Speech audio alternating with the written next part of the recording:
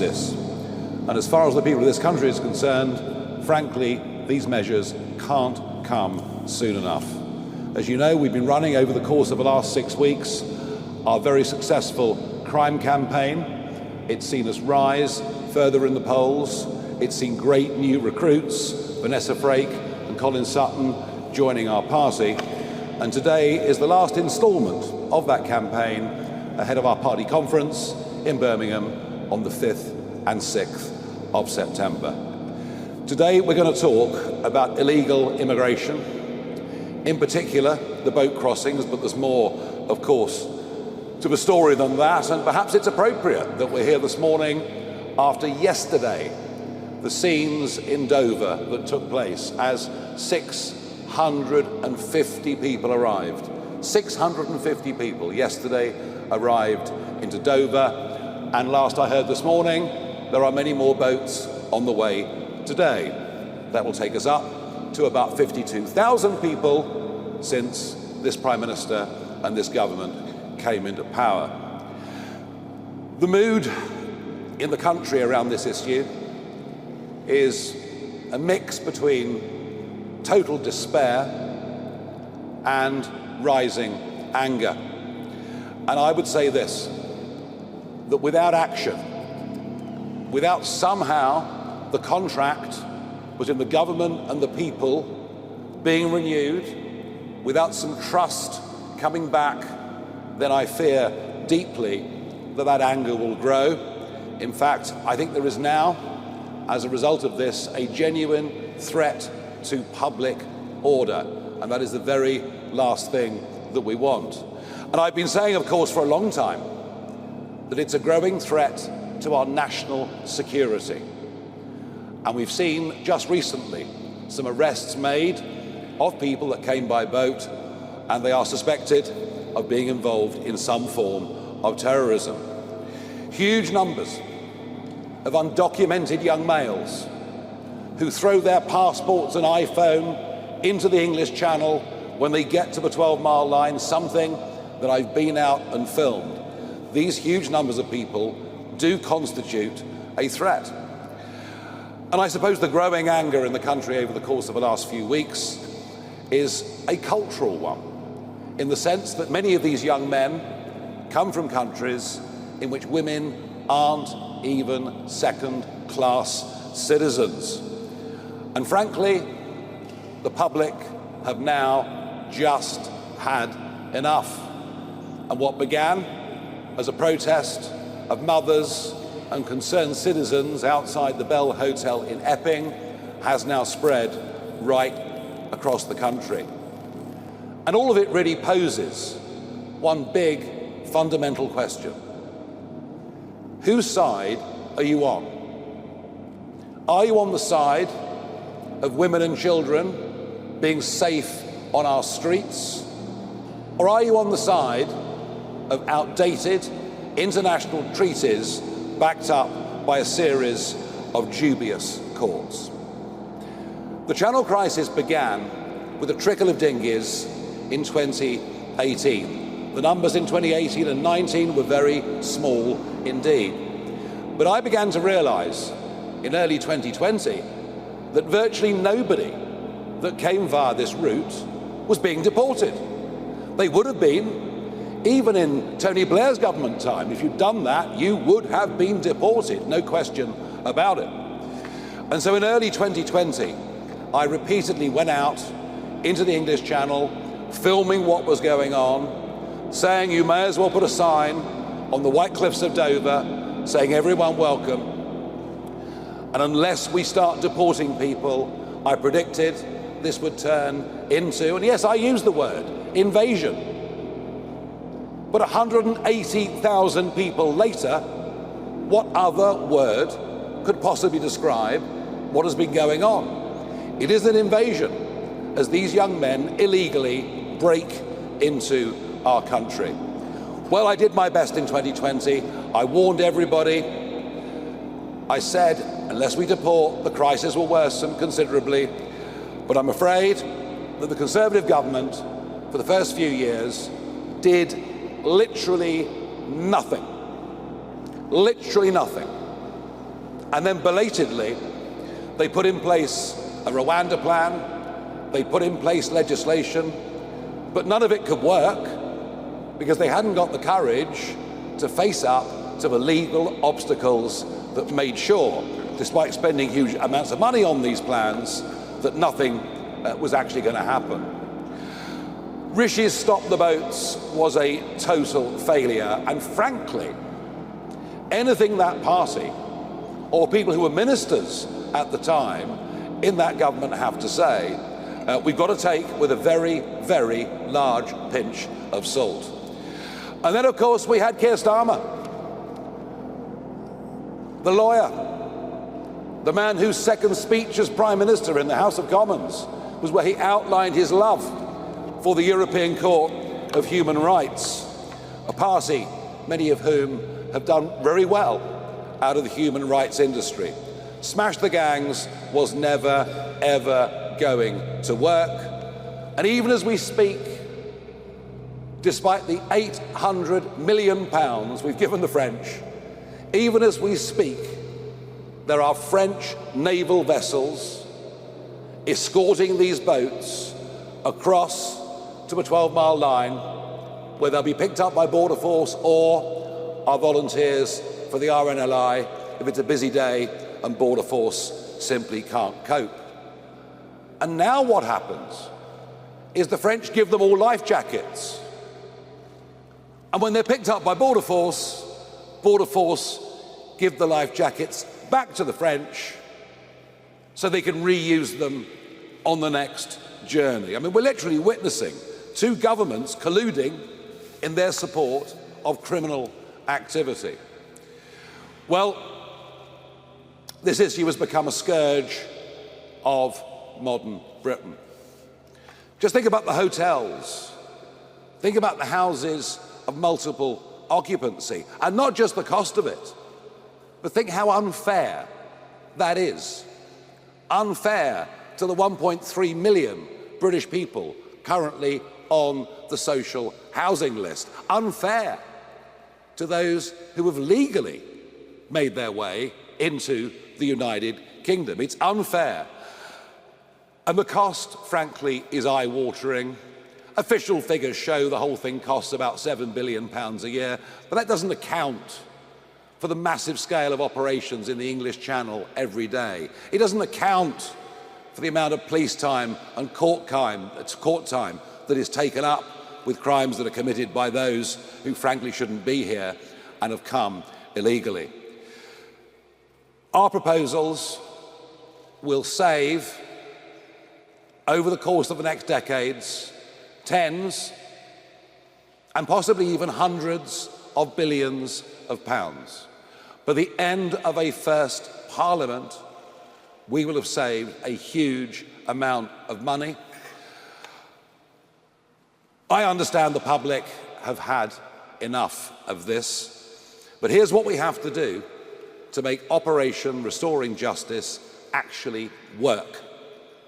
We have to leave the ECHR, no ifs, no buts. It may have been a good idea 80 years ago. Frankly, it isn't today. We have to repeal the Human Rights Act of 1998, brought in by a Blair government, many of whose families seem to do rather well off the back of it. We will, for a 5-year period, disapply the 1951 Refugee Convention and any other barriers that can be used by lawyers in this country to prevent deportations, to prevent the right thing from happening. We'll create a legal duty for the Home Secretary to remove those that come illegally. And crucially, we will detain all illegal migrants who come, and we will do so immediately. The only way we will stop the boats is by detaining and deporting absolutely anyone that comes via that route. And if we do that, the boats will stop coming within days. because there would be no incentive to pay a trafficker to get into this country. If you come to the UK illegally, you will be detained and deported and never, ever allowed to stay, period. That is our big message from today, and we're the first party to put out plans that could actually make that work. We will stop the boats from coming. There'll be no more incentive to pay traffickers. Public trust will be restored, and we genuinely are the only party that can be trusted on this. I am the only party leader that has been clear and consistent on this issue over the course of the last 5 years. And I have a feeling that what we're doing today with Operation Restoring Justice is going to be very popular in the wider country indeed. Now, to go through some of the operational phases we're going to need to go through and the structures we're going to need to set up, I'm going to invite Zia Youssef onto the stage.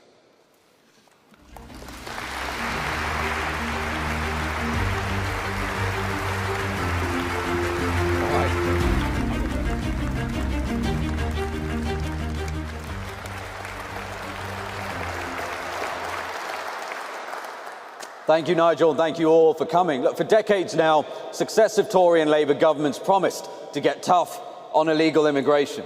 And yet, year after year, tens of thousands of fighting-age males, as Nigel said, have arrived on our beaches. In fact, the total number of illegal immigrants in the country now stands at least 1 million. The true number could be considerably higher than that. There's little doubt that the United Kingdom is being invaded. In fact, more people have arrived on our beaches illegally over the last 8 years than stormed the beaches of Normandy on D-Day.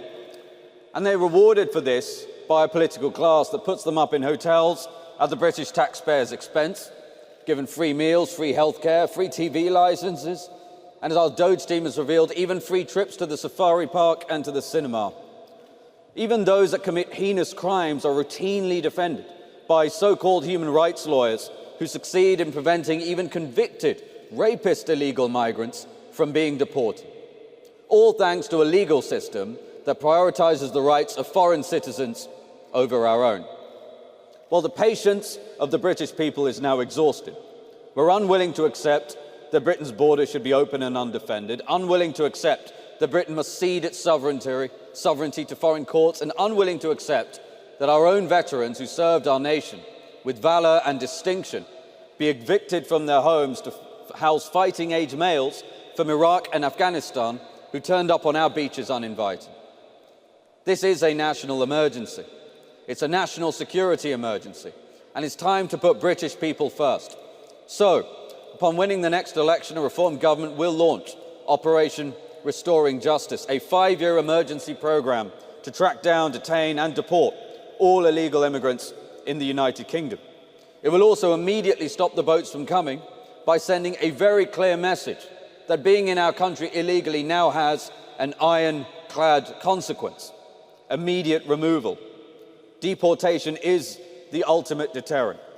Our plan combines an uncompromising legal reset with national-scale, relentless enforcement through a new UK deportation command and a powerful foreign policy campaign. As Prime Minister, Nigel Farage will direct every instrument of state to ensure illegal immigrants are detained and deported. Reform will pass the Illegal Migration Mass Deportation Act to ensure that no activist judge can stop deportations. We will leave the ECHR, but that is nowhere near enough to get this job done. We must also repeal, not disapply, but repeal the Human Rights Act and replace it with a British Bill of Rights. We'll create a legal obligation for the Home Secretary to deport everyone illegally in the country, and will disapply all international treaties that are used to keep illegal migrants in this country. And yes, that means disapplying the 1951 Refugee Convention and the UN Convention Against Torture and the Council of Europe Anti-Trafficking Convention. That is a non-exhaustive list. These treaties will otherwise be used by activist judges to frustrate deportations, even after the repeals of the Human Rights Act and even after the UK leaving the ECHR. We will create sweeping new detention powers for the Home Secretary without Hardy Singh constraints. That means illegal migrants can be detained until they are deported. This is essential because activist lawyers routinely use Hardy Singh to secure their client's bail, after which the client disappears. And we'll pass a law that makes clear that if you came to this country illegally, you will never be granted asylum. End of story. This will mean all asylum claims will become inadmissible if made by a person within this Act's scope. So if you came to the country illegally, you'll never be allowed to stay. It strips the Home Office, the immigration tribunals and the higher courts of jurisdiction to even consider asylum claims, because a claim that cannot be considered cannot suspend removal and therefore cannot delay a flight. Nothing less than what we've just described will do. And when Nigel's Prime Minister, there will not be a lawyer nor a judge in the country that will be able to prevent a deportation flight from leaving. If you come to the UK illegally, you will receive a lifetime ban from ever coming back to our country. Re-entering after deportation will become a criminal offence, punishable by up to 5 years in prison. Deliberately destroying your identity documents, having come here illegally, will also become a criminal offence, punishable by up to 5 years in prison. We will pair this legislative reset with a UK deportation command. That is a dedicated force to identifying, detaining and deporting illegal migrants at scale. We'll create a cutting-edge data fusion centre that will automatically share data between the police, the Home Office, the NHS, the DVLA, HMRC and banks. This will allow Deportation Command to relentlessly track down and detain all those who entered our country illegally. We'll build capacity to detain up to 24,000 illegal migrants at a time. That enables us to deport up to 288,000 illegal migrants a year. Detention will mean deportation. No chance of bail, no chance of absconding. We will expand charter flights to 5 departures every day, and to guarantee success, His Majesty's Royal Air Force will keep a Voyager aircraft on standby as a hot spare. So even if a plane has mechanical issues, flights will not be stopped, deportations will not be delayed. And beyond our shores, our Foreign Office will act with the urgency of a nation that is determined. Return agreements will be secured, countries of origin will take back their illegals. Where persuasion and financial incentives fail, we will use leverage. If a country refuses to take back their illegal migrants, we will stop issuing visas to people from that country, and if necessary, we will sanction them. Let there be no doubt, those who arrive illegally will be detained, deported, and banned for life from re-entering the United Kingdom. And this is not just a national security emergency, it's a fiscal emergency too. Right now, Britain is spending more than £7 billion every year on the costs of illegal immigration, and that excludes the huge cost items like the burden on the NHS. Billions are spent on hotels, community housing and welfare for those who have no respect for our laws. Those who obey the rules are forced to pay for those who break them. The cost of deporting those who are illegally will be £10 billion over 5 years, but in that same period, our plan will save the taxpayer over £17 billion. So the net saving to the British taxpayer will be very, very significant over 5 years. And over a decade, the savings will exceed £42 billion. That is money that is returned to hard-working families, to our schools, to our NHS, and to rebuilding Britain's prosperity. This is a transformative plan that will mean those who are here illegally will be deported at unprecedented speed and scale. And I want to be clear that with Nigel as Prime Minister, a reformed government will show unflinching resolve to ensure that Britain regains control of its borders. The hopes and the dreams of British people and their children rests on their government's willingness to do what it takes to defend and secure our country's borders and keep them safe. A reformed government will ensure that the United Kingdom will once again be a proud sovereign nation with full control of its borders. And it is in that sovereignty that lies the foundation of our country's next chapter. One in which our country is secure, one in which our people are prosperous, and one in which Britain is powerful again. Thank you very much. And we're going to move to questions.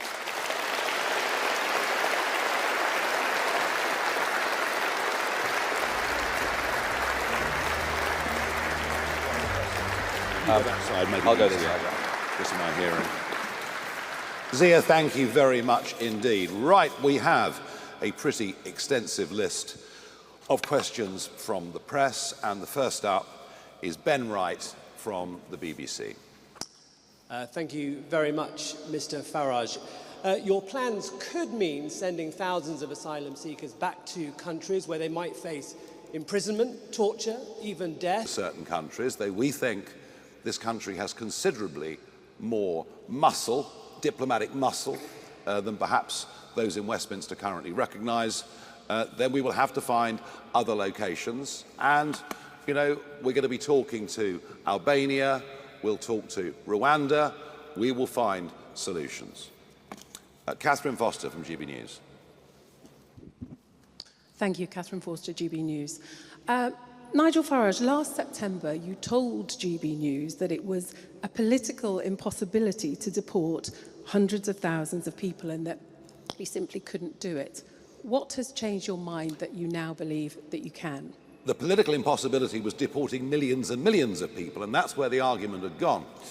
We had a situation, a political difficulty within Reform UK. This does happen to parties. They do have difficulties and problems.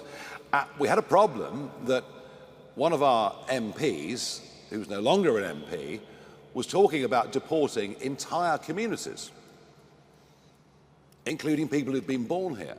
And frankly, we found that unacceptable. And so I just did not want, I think you can quote me for another interview, to get dragged down the route of mass deportations at that stage.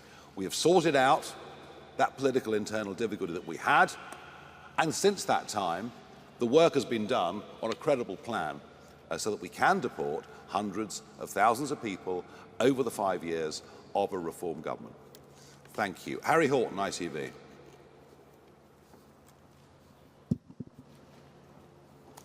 Thank you very much. Harry Horton, ITV News.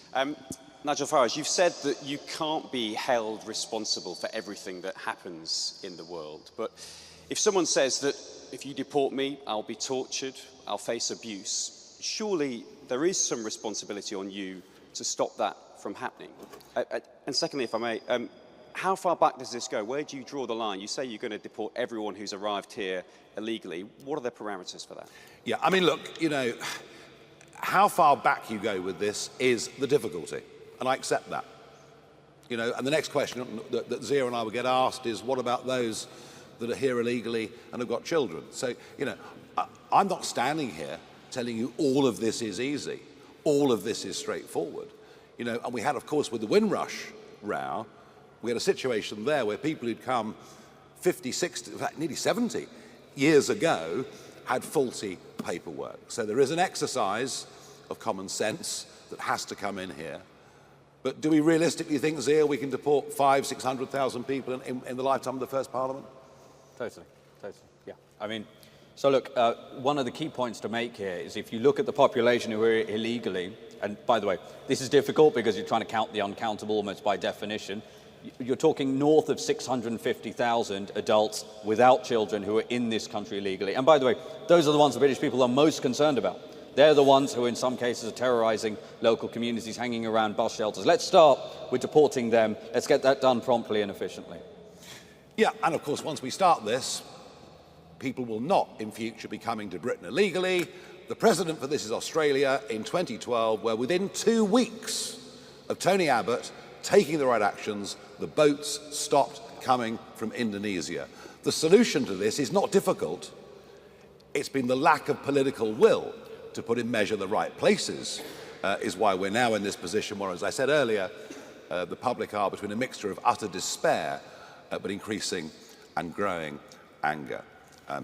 Serena Bankin-Singh from Sky. You've said that you're going to detain anyone who arrives via small boats. Will that apply to women and girls? And what about unaccompanied children? Will they remain in Britain while their parents are turfed out? And then you said you would leave the UN Torture Convention. Australia and the US haven't done this. Are you comfortable of the risk of people being killed or tortured if they're sent back to their country of origin? And will pulling out of these international treaties lose UK credibility on the international stage? Well, we're talking about disapplying for up to 5 years a variety of conventions that do need broader debate and certainly at a UN level need reform and change. As far as the ECHR is concerned, we're very much of the view that it's a body that they say is separate from the European Union, but I could walk from my office in Strasbourg straight into the European Court of Human Rights. They're joined at the hip. I don't see any prospect, frankly, in the short term, of the ECHR being reformed. Now, you might argue that Germany, who now, of course, have a whole series of deportation flights set up, you might argue that Denmark, which now has a zero asylum policy, you might argue that, well, if those countries can do it, why can't we do it? But, of course, the problem has been our own judiciary. We have to remove the tools from our own judiciary for them to be a barrier to this process. And yes, women and children, everybody on arrival will be detained. And I've accepted already that how we deal with children is a much more complicated and difficult issue. But you know what? The people protesting outside the Bell Hotel and at 30 migrant hotels on Saturday around the country weren't doing it because of a few children coming. They were doing it because over 3/4 of those that come are young, undocumented males who come from cultures that are entirely different from ours, who are very unlikely to assimilate into our community, who pose a risk to women and girls, and some of them, I'm afraid, pose a risk to national security. So that's pretty clear, I think, what our priorities are. Paul McNamara, Channel 4. Hi, Mr. Farage. There is a realistic possibility that if you go forward with this, there might be a case where someone arrives in the UK by a small boat, you send them back to the country from which they came, and they will be tortured or killed because of a decision that you've made. How does that sit with you? Well, the alternative, of course, is to do nothing. I mean, that's the very clear alternative, is we just do nothing. We just allow this problem to magnify and grow. We head to a point where and I genuinely, I'm not, I don't want this to happen. I want our proposals to be accepted so that we can prevent civil disorder from happening. But that is the direction this country is headed in. And we cannot be responsible for all the sins that take place around the world. It's just literally impossible. But we can recognise that the primary duty of a British government is to protect the integrity, the safety and security of its own people. That's why we have to do this. I mean, Zia said in his speech that nothing short of these measures will work. And I think we all genuinely believe that. If we allow any loopholes to remain open with this, it isn't going to happen. Is this a perfect world? Are these things all that we want to do? Well, we shouldn't have been put in this position. But we've been put in this position by Conservative and Labour governments. We have to do something tough. We have to do something radical. And this is a plan that will work. Andy Bell, Channel 5 News. Thank you, Andy Bell, 5 News. So if you're able to implement your policy, do you accept that that means border force agents going into towns, looking for people who are here illegally, maybe who already have families, maybe who already have children? And you mentioned Windrush earlier and say, well, this is slightly complicated. There are going to be any number of people who, as far as they're concerned, have been living in this country legally for years, who will then be very, very worried about what your party has in store for them. Are you not concerned about the sort of message you're sending out with all of that? No, they won't have been living here legally, will they? They would have been living here illegally. So, for instance, the people caught up in the Windrush episode, the whole point was that their situation was not clear. So would they be covered? Windrush was a mess over paperwork. Yep, and I understand that. It's why I made mention of it earlier. Will Border Force be seeking out people who are here illegally, possibly many of them working in the criminal economy? Yes, it's what normal countries do all over the world. It's what normal countries do.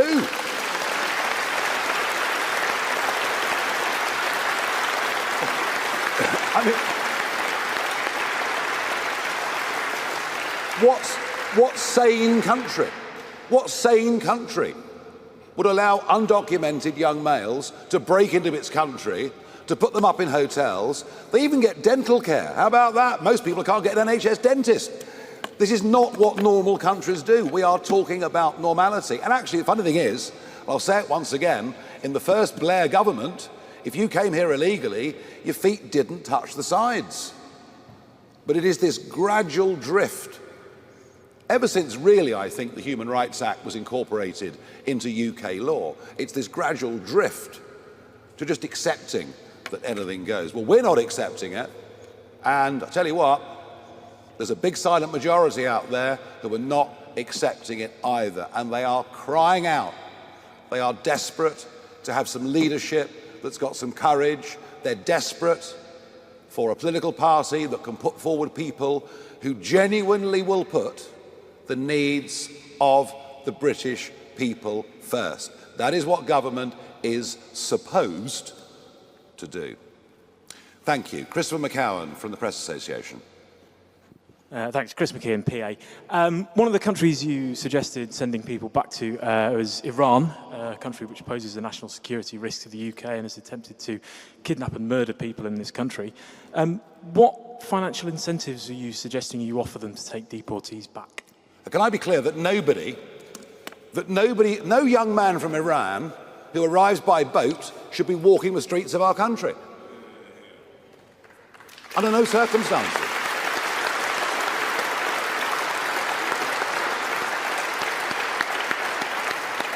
Absolutely no way, never. That shouldn't be done. But actually, it's quite interesting that Germany now has this massive deportation flights going, including Iran, I think. Well, what we're seeing, one thing I'll comment, I just want to very quickly make about when we're talking about returning people to Afghanistan or returning people potentially to Iran, or I was asked earlier today, would you send young women, would you send women back to Afghanistan? Well, what about the fact that men from Afghanistan, because it's predominantly men from Afghanistan and Iran are streaming across the channel illegally on almost a daily basis. In fact, sometimes they say, would you send them back to, quote, woman-hating Afghanistan? Well, why are British women being subjected? Because it's not the women who are coming. In fact, most estimates put the total population of women and young girls from Afghanistan in this country legally at less than 2,000. Less than 0.2% of the total illegal migration population. So these are totally bogus questions, frankly, and we should be talking about the much bigger issue about the safety of British women and girls. Yep. Okay.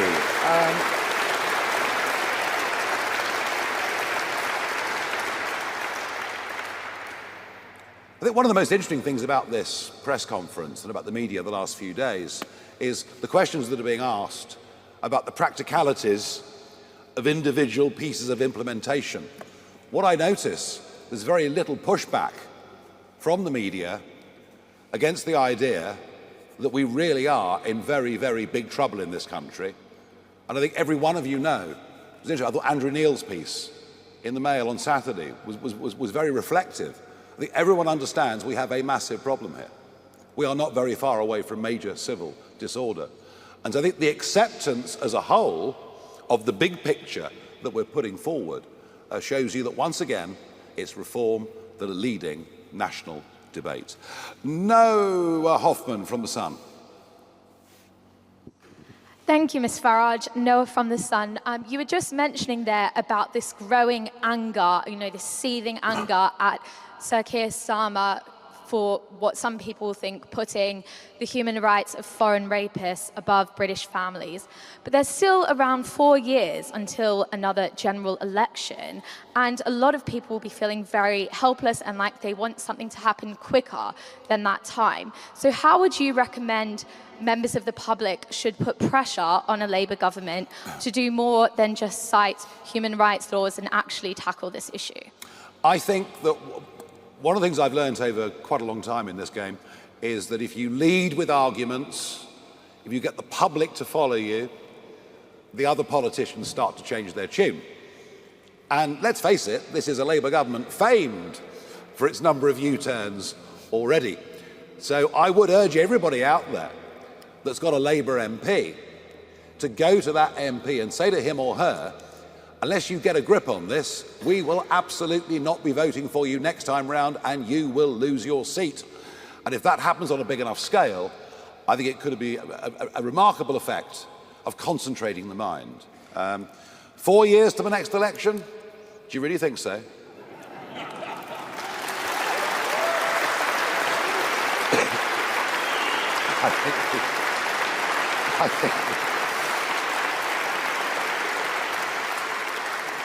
I think the 30-year bond market is giving us a somewhat different indication, particularly as we have a Chancellor of the Exchequer dubbed famously by my colleague Lee Anderson as Rachel from Accounts, who is clearly desperately out of her depth.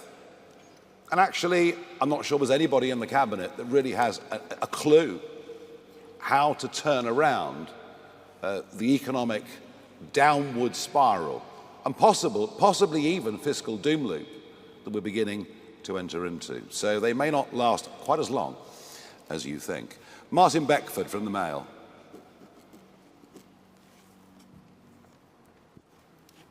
Thank you very much. Martin Beckford from the Daily Mail. We know that Afghans make up the largest proportion of small boat crossings, about 6,000 in the past year. We know that lots of people who work with British and American forces are still trying to flee the Taliban. Would you make any exceptions for them and allow them to stay? Yes. Yes, absolutely. Right. There were brave Afghans who supported the British forces and American forces during that 20-year war, who, of course, absolutely, of course, deserve recompense for the enormous risks they took. And by the way, Martin, you know, just bear this in mind. This country has taken 500,000 refugees since the Brexit referendum.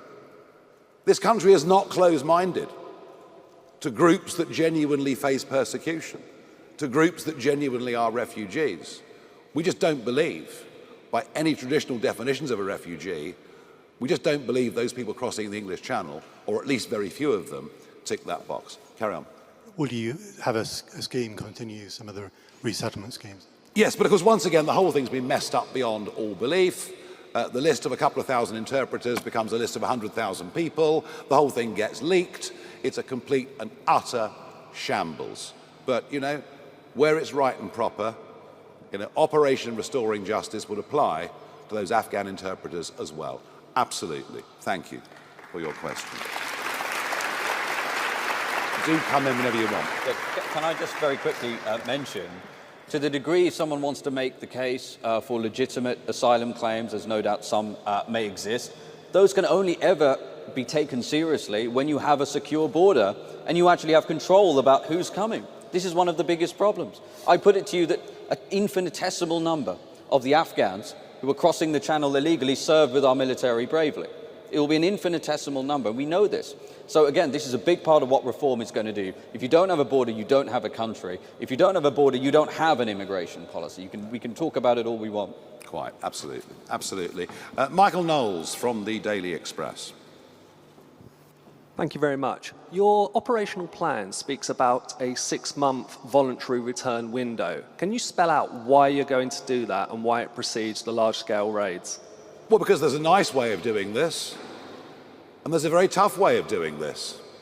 And if people think, crikey, you know, they're breathing down my neck, they're actually going to catch up with me and deport me, I might as well take the offer of £2,500 and a free, comfortable flight back to my home country.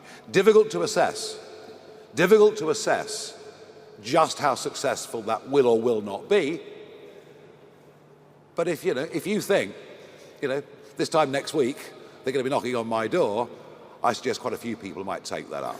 And I think that is part of our sort of carrot and stick approach to individuals illegally in Britain, but equally to other countries as well. Yeah. You know, we will try to make it easy. And after all, the countries we're talking about, we're giving nearly all of them foreign aid anyway. So there are ways that we can offer them constructive deals to take back their people, or we can get tougher by applying diplomatic or economic pressure. Can I just add as well that it's also much cheaper, frankly, and I might stick in the throat a little bit paying people who are coming illegally, but if you look at the Department of Homeland Security, you've looked a lot at what the Trump administration has done. The DHS have said, their voluntary programs about $1,000, $1,500 relative to $17,000 for an enforced deportation. And as Nigel said, one of the things that will happen immediately once we pass this legislation is UK Deportation Command will start issuing letters informing them, we know we're on to you, and if you don't take this voluntary program, you're gone forcibly in 6 months' time. Yeah. James Hill, Spectator. The risk of a British Bill of Rights is that it simply empowers those same activist judges that you've decried here today. Would it not be preferable instead to simply repeal the 1998 Human Rights Act, leave the ECHR and go back to the old system of legal governance? Yeah, I mean, common law really is what you're talking about, and that's how we used to do it. And, our tradition has always been that we're free-born people, that everything is allowed, unless there is a law that specifically prohibits us from doing something, as opposed to the more European system of state-given human rights, which incidentally they can withdraw pretty much at a moment's notice. Look, we've used the Bill of Rights as a term because it is an historic term in British history, but it won't be full of European-style human rights. It'll be a reassertion of what the basic liberties are of people in this country, and let me assure you of one thing. It will include the right to free speech, which I'm afraid to say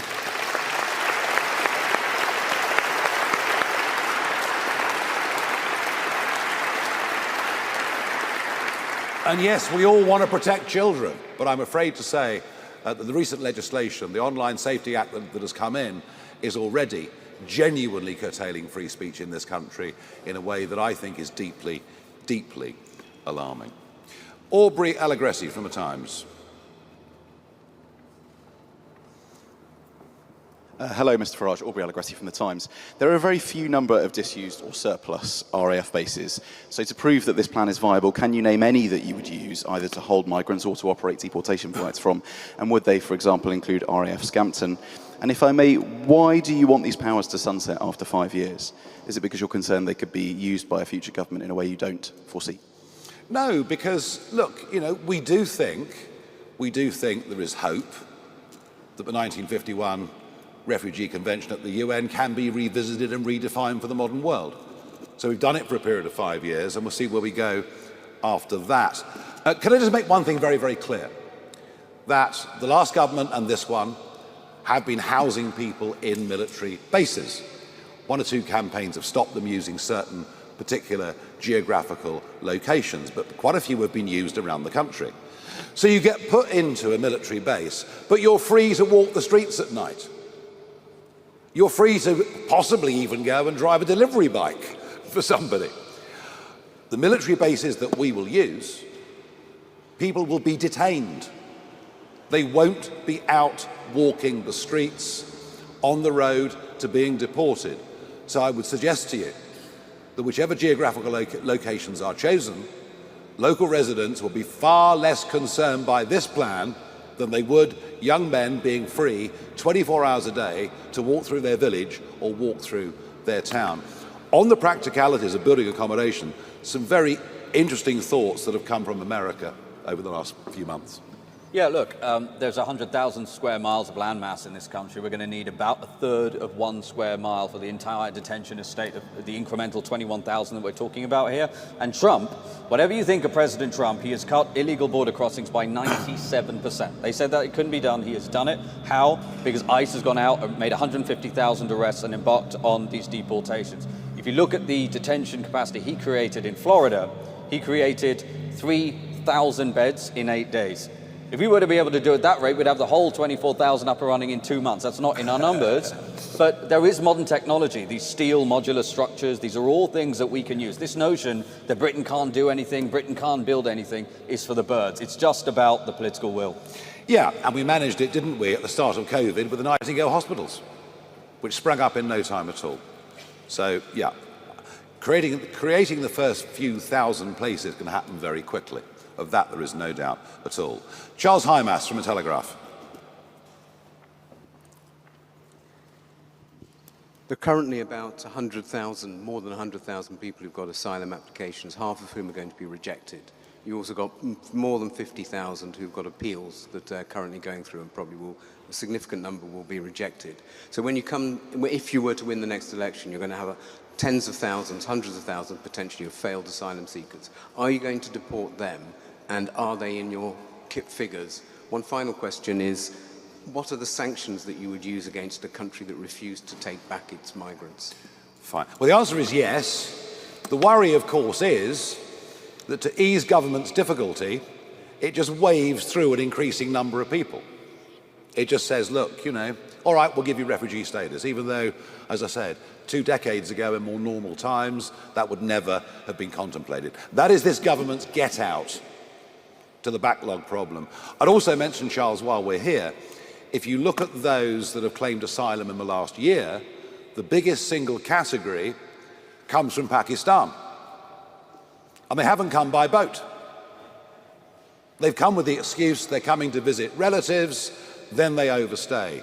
And that racket, absolute racket, that's been going on for years has to end. The same applies to students who come here and then deliberately and willfully overstay. And one of the most remarkable things about those stats is under half of all people making these claims have come by boat. Overstaying is a massive problem, and neither of the last 2 governments, frankly, have done very much at all to deal with it. There are overstayers now being deported on a relatively small scale, but nobody is actually gripping this issue.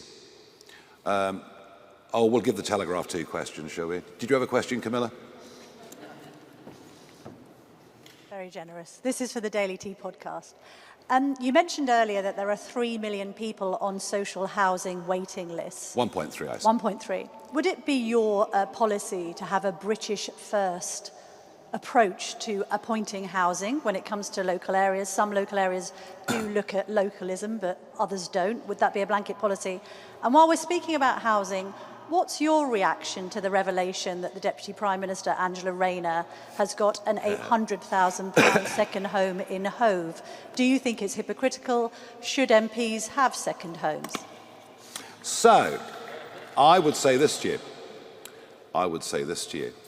Isn't it funny that the residence that Angela Rayner is living in London is now coming under criticism from James Cleverly?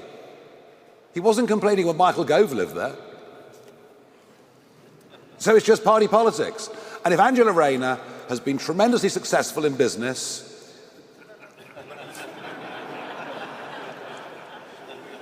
and managed to acquire a property portfolio and done it properly, well, jolly good luck to her. And this whole sort of hair shirt approach, I mean, I think probably most of the press want politicians in sackcloth and ashes, would like us all to go vegan and give up drinking. Well, it's not happening here. That I can assure you. Do you want to answer the other bit or not? We are opposed to two-tier justice within our country. We are opposed to two-tier policing within our country. We are opposed to two-tier sentencing. We've just seen Lucy Connolly coming out of prison as Ricky Jones walks free. And yes, I know the circumstances were different. But we are pro a two-tier approach from government when it's deciding who are the priorities for housing, for benefits, for any of these things. Is it British-born people or is it people swanning in from all over the world? And we are pro British in this country having more rights than those that have recently come. Yes, yes, yes. And in time,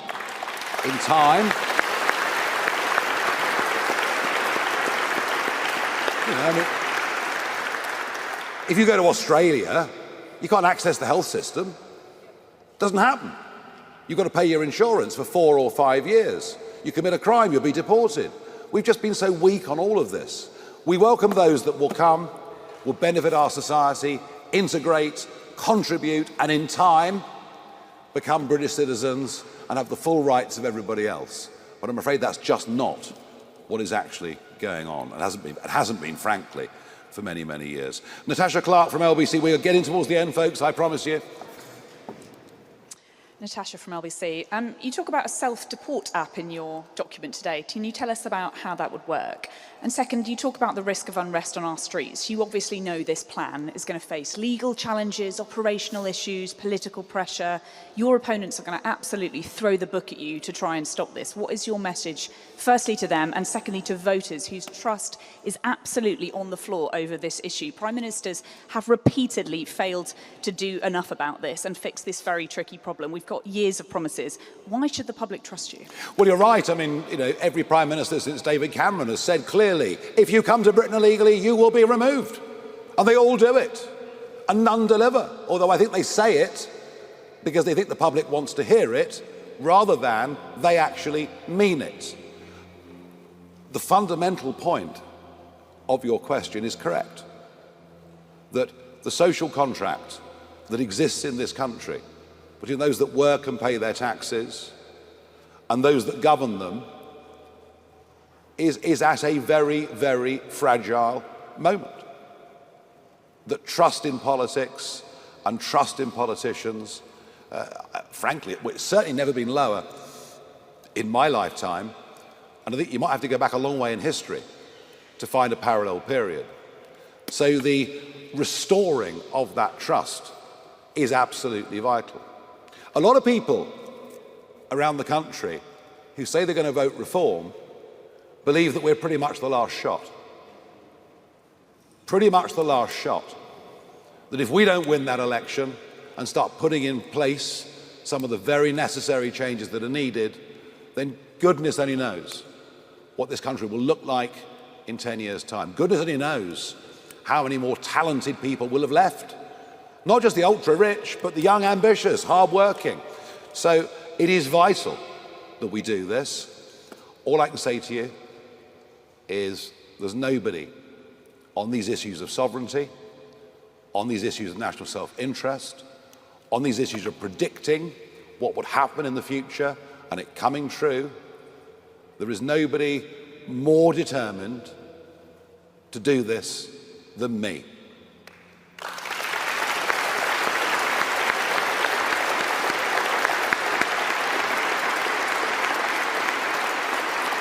Okay, Eleanor Langford from the iPaper.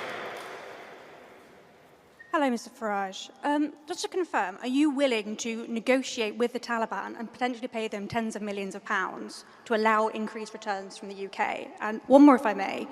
Are you concerned that leaving the ECHR could jeopardise the Good Friday Agreement? Could jeopardise? The Good Friday Agreement. Yeah, I mean, look, Blair, of course, wrote the ECHR into everything. He wrote it into everything to try and embed it deeply in British law. Can we renegotiate the Good Friday Agreement to get the ECHR out of it? Yes. Is that something that can happen very, very quickly? No, it'll take longer. It'll take longer. So unfortunately, and for a variety of reasons, previous governments have placed Northern Ireland, I'm afraid, in a different position to the rest of the United Kingdom, something that we vigorously opposed. It will take a little bit longer with Northern Ireland. Zia?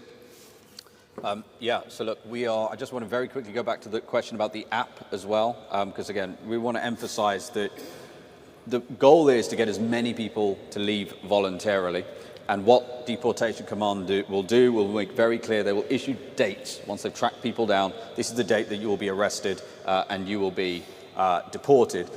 Going back to the earlier point as well about why should people believe Nigel when so many political leaders have stood in front of the British people and said we would do it? Well, one of the signs that this is going to work is how, number one, the human rights lawyers, the so-called human rights lawyers, are furious. That's a really good positive indicator that this plan will work, because these people, there's an industrial complex. I've seen this in courtrooms, an industrial complex of so-called human rights lawyers who defend the human rights of foreign citizens at the expense of British ones. And to James Heal's question earlier about the British Bill of Rights, I will tell you this. The draftsmen who put this legislation together have been under a very, very clear and strict instruction. When Nigel's the Prime Minister, there will not be a judge in the country that will be able to prevent a single plane from departing. And that is why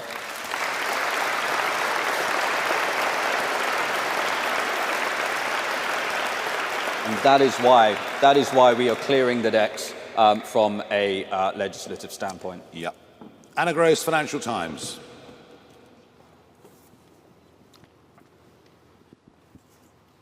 Thank you. You said that we're facing a massive and unprecedented crisis of people coming over to the country to claim asylum. The numbers have gone up. It was 108,000 in 2024, but this was only the 17th highest number in Europe per capita of the population. Are you willing to acknowledge that this is an international phenomenon, that Britain is much less affected than many other countries, and that there are millions of people in the UK that want to provide refuge to those who may be killed in their home countries? In 2015, the boat started crossing the Mediterranean. Jean-Claude Juncker, who at the time was the President of the European Commission, announced that the EU would put in place a common refugee and asylum policy for the European Union. And I was there through all of it. And I spoke repeatedly in parliamentary debates. And I said, if you allow anyone that sets foot across the Mediterranean to stay in the European Union, millions will come. Do not make this fundamental mistake. Of course, they did. And one of the reasons for voting Brexit was to prevent that catastrophic mistake that was made by the European Union, compounded by Angela Merkel in the most astonishing and stupid way. One of the reasons for Brexit was to get ourselves away from that necessary obligation, in that a few years in a European country, they become European citizens, they could come to Britain. So I've been right about this from the very start, singularly, alone, right about this from the very start.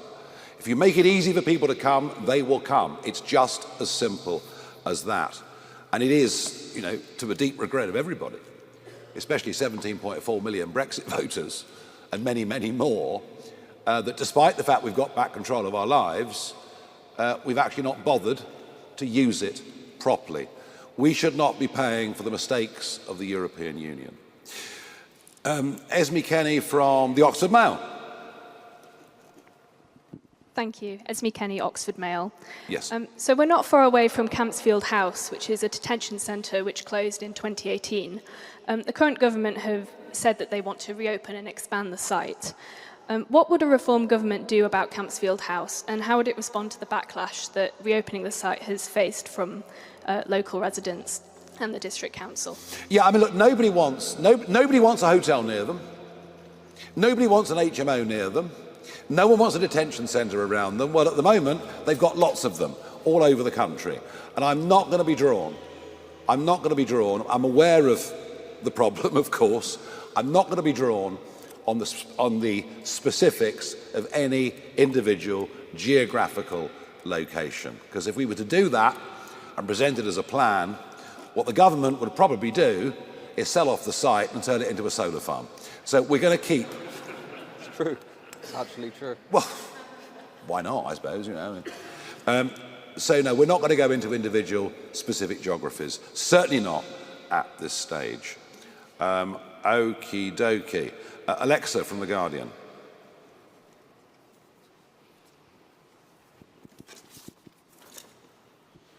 Thank you. Elisa Addy from The Guardian. Misspelled, sorry. Yeah. Sorry.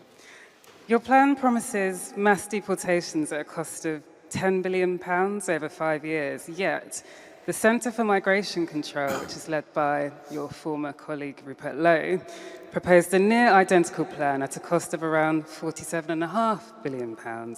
So why do you believe you can deliver the same scale of deportations for less than a fifth of that price? Because Zia's really good at maths. Okay, right, now, the last question. The last question of this conference goes to David Burke of the Daily Mirror. This is the last one. David, where are you?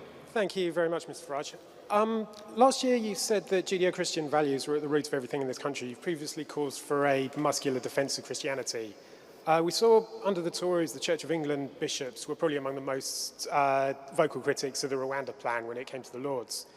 It seems, frankly, ludicrous that they'd fall behind sending people to the Taliban, to Eritrea, to Iran and so forth. If you found yourself in a position where senior Christian leaders opposed the plans on moral grounds, are you prepared to say, I don't care, and do it anyway? And if so, isn't there a hypocrisy built into that? Well, look, I mean, you know, whoever the Christian leaders are at any given point in time, I think over the last decades, quite a few of them have been rather out of touch, perhaps with their own flock. Given the types of people appointed to be the Archbishop of Canterbury, that's probably the biggest understatement of the day. We believe that what we're offering is right and proper. And we believe for a political party that was founded around the slogan of family, community, country, that we are doing right by all of those things with these plans we put forward today. Somebody else asked me a moment ago about the pressures from the establishment that we'll face. Yes, of course there'll be pressures from the establishment. Of course there'll be condemnation from all sorts of parts of society. But no big, fundamental change that advances people's lives ever comes without a battle against the establishment, a battle against the existing interests, as Zia mentioned a moment ago, the human rights industry, etc. Some of this will be hard, but that's why we have to get a proper mandate for it at an election. And it's why I believe that as a result of what we're doing today, the general centre of gravity of this debate will move considerably between now and the next general election. And I think a lot of people who maybe now are criticised, I've noticed actually one or two commentators, you know, who would have been, even a handful of years ago, would have said really quite vicious things in their commentaries about these proposals, are now saying, well, you know what, actually, you know, I can't walk down the King's Road and wear jewellery anymore. You know, something fundamentally is going wrong. This feeling that we're living in broken Britain. And this is, of course, but one part of broken Britain, but it's the most visible part, and it's the part that is leading to the greatest anger in the country. Right, can I say thank you very much indeed, everybody? Yeah.